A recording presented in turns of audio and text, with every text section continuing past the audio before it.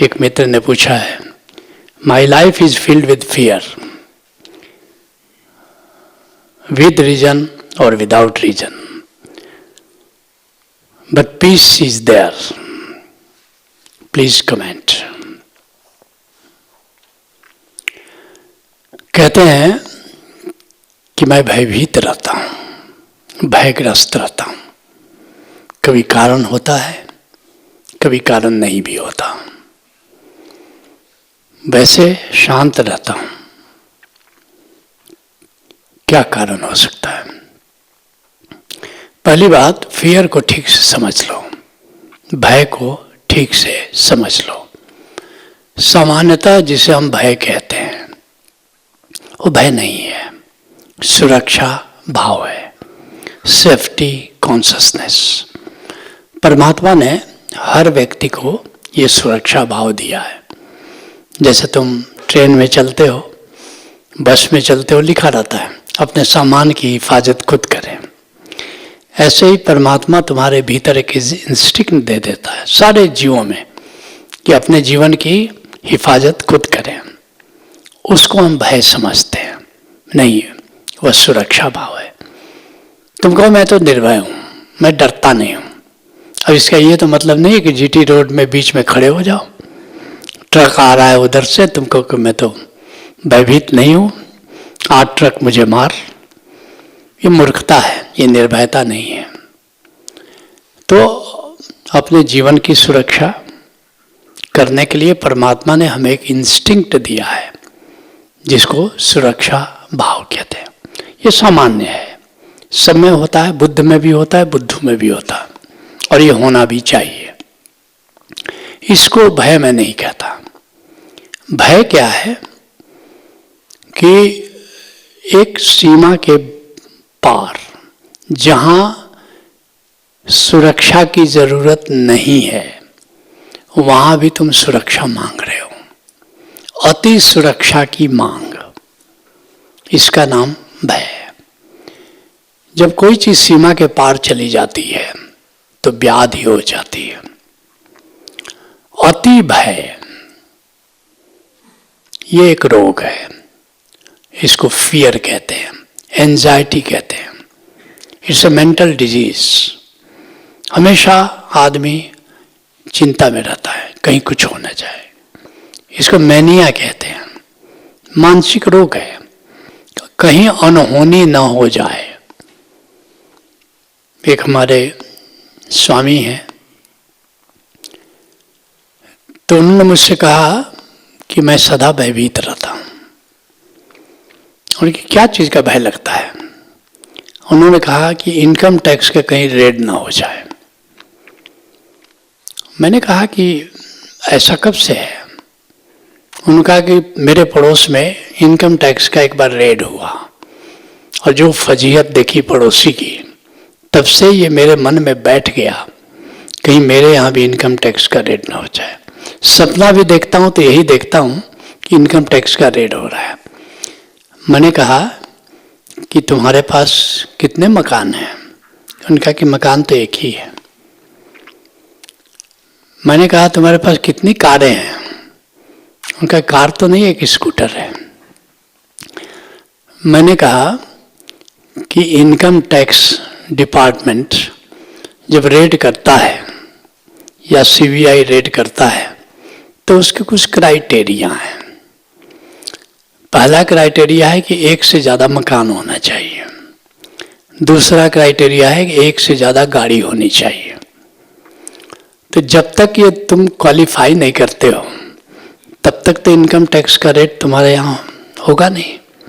तो तुम इतने घबरा क्यों रहे हो? उनका कि अच्छा किया आपने बता दिया, न मैं 2 मकान करने वाला हूँ, न मैं 2 गाड़ी करने वाला हूँ। आज भी हैं, आते हैं, हम पूछते हैं क्या हुआ। उनका नाम ही मैंने रख दिया है इनकम टैक्स स्वामी। इनकम टैक्स स्वामी क्या हुआ? रेट का बोलेगा अब मैं निर्भय रहा तो अब काहे का रेट? अब एक कल्पना तुम्हारे मन में बस गई और उस कल्पना के कारण तुम डरे जा रहे हो, तुम मरे जा रहे हो। ये भय है। भय का कुछ बुनियादी कारण है। एक कारण है भय या निर्भयता का जो चक्र है हमारी चेतना में, वह है मणिपुर चक्र, जिसका बटन है नाभि चक्र। अगर नाभि चक्र अपनी जगह पर नहीं है, और मैंने देखा है कि 50% पुरुषों का नाभि चक्र अपनी जगह पर नहीं होता, खासकर स्पोर्ट्समैन है, वो खिसक जाता है जंप करते समय, किसी ने भारी बोझ उठाया, नाभि चक्र अपनी जगह से हिल गया। लेडीज का डिलीवरी के समय अक्सर लेडीज का 90% लेडीज का नाभि चक्र अपनी जगह से खिसक जाता है। अब जिनका नाभि चक्र अपनी जगह पर नहीं है, वे भय के, फियर के, एंजाइटी के शिकार हो जाते हैं। इसका उपाय यह है कि नाभि चक्र को सेट कर दिया जाए। कई लोग ऐसे एक्सपर्ट मिलते हैं, अपने आश्रम में भी अब व्यवस्था है, ऑस्टियोपैथी के द्वारा नाभि चक्र को अपनी जगह पर सेट कर दिया जाए। तो एक तो ये रोग है, रोग की दवा होती है, जैसे अपने यहाँ इसकी सिनर्जिक होम्योपैथी में ट्रीट भी करते हैं। लेकिन कुछ भय का कारण पूर्व जन्म में भी होता है। कोई पिछली बार तुम्हारी मृत्यु कैसे हुई है, इस पर भी निर्भर करता है। हमारे यहाँ एक सन्यासी हैं, गुड़गांव के हैं, उनका एक पुत्र है। तो जब भी आंधी आती थी वो डर जाता था, और उस डर का प्रभाव पड़ता था, बुखार आ जाता था, 104 डिग्री बुखार, बस आंधी पानी आए। सम्मोहन प्रज्ञा कार्यक्रम में आया, फिर महाजीवन प्रज्ञा कार्यक्रम में आया, हम लोग उसको हिप्नोसिस में ले गए, पिछला जन्म दिखाया, पिछली बार मृत्यु कैसे हुई थी दिखाया। तो उसने देखा कि पिछली बार आंधी पानी आया और एक पेड़ गिर गया उस पर, और उसी से उसकी मृत्यु हुई। अब वो जो पिछले जन्म की घटना थी और इस जन्म में भी वो कैरी ओवर हो रही है। अब भय का कारण बड़ा गहरा है, तो बहुत सारे लोग जो भयभीत होते हैं, उसमें से ऐसे लोग हैं कि पिछली बार जो मृत्यु हुई बड़े विचित्र सर्कमस्टांसेस में हुई। अब वो सर्कमस्टांस जब सामने आ जाता है तो वे भयभीत हो जाते हैं, उनको पता भी नहीं चलता कि वे क्यों भयभीत हो रहे हैं। तो इसके रूट पिछले जन्मों में भी होते हैं। भय से मुक्त होने का क्या उपाय है? पहली बात कि अगर नाभि चक्र अपनी जगह नहीं है तो उसको सेट कराओ। पिछले जन्म में की अगर कोई घटना है तो निश्चित अब अपने यहाँ सम्मोहन प्रज्ञा कार्यक्रम है, महाजीवन प्रज्ञा कार्यक्रम, उसको देखो, और जैसे तुम कारण जान लेते हो तुम उससे मुक्त हो जाते हो, मुक्त हो जाते हो। और ये जो सिनर्जिक होम्योपैथी है, वैसे क्लासिकल होम्योपैथी में भी जिस सर्कमस्टांसेस में तुमको भय लगता है, अगर एक क्वालिफाइड होम्योपैथ के पास जाकर के बताओगे तो उसके अनुसार तुमको एक दवा देगा। और ये होम्योपैथी पिछले जन्म भी कारण है, अगर तुम्हारे भय का, उससे भी मुक्त कर देती है। जैसे एलोपैथी है, यूनानी है, आयुर्वेद है, वो केवल तुम्हारे इस जन्म के रोगों से मुक्त कर सकती है, जो रोग पिछले जन्म से चला आ रहा है। और जैसे एज्मा है, जैसे एक्जिमा है, ये इसका कारण अधिकतर पिछले जन्मों में है। पहले भी तुम पिछले जन्मों में इन रोगों के शिकार रहे होगे। एलर्जी है, सामान्यतः पिछले जन्मों से इसको कैरी ओवर कर रहे हो। और इसको चूंकि होम्योपैथी जो पोटेंशियाइज मेडिसिन होती है वो बड़ी गहरी जाती है, क्योंकि वास्तव में क्रॉनिक बीमारियों का जो सीट है वो तुम्हारा सूक्ष्म शरीर है। यूनानी है, एलोपैथी है, आयुर्वेद है, ये सब माइक्रो चिकित्सा है, माइक्रोपैथी है। ये केवल इस जन्म की बीमारी ठीक कर सकते हैं, पिछले जन्म की बीमारी ये ठीक नहीं कर सकते। तो पहला है इसको ट्रीटमेंट करो। और दूसरा, अब आध्यात्मिक रूप से बताते हैं कि अपने सभी प्रकार के भय से तुम कैसे मुक्त हो सकते हो। इसके लिए संतों की सम्यक दृष्टि है। जगह जगह तुमने देखा होगा आश्रम में लिखा हुआ है परमात्मा को मंगलमय जानते हुए स्वधर्म का पालन करें, और ये तुम्हें सभी प्रकार के भय से मुक्त कर सकता है।